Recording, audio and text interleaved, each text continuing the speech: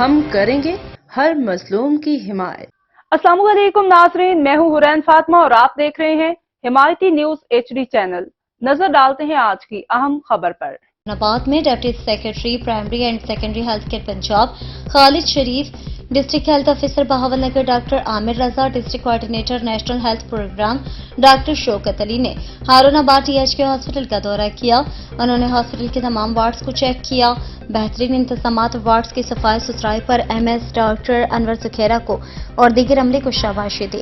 انہوں نے ہاسپٹل میں جاری ترقیاتی کاموں کو بھی چیک کیا۔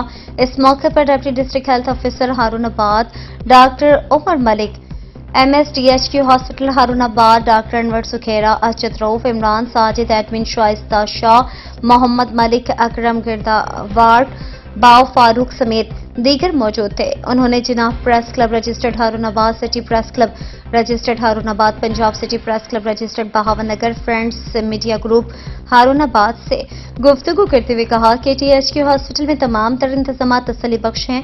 ڈاکٹر صاحبان مریضوں کو بہترین طبی امداد فراہم کریں۔ اب تک کے لیے اتنا ہی۔ مزید خبروں اور اپڈیٹ سے باخبر رہنے کے لیے دیکھتے رہیں حمایتی نیوز HD چینل۔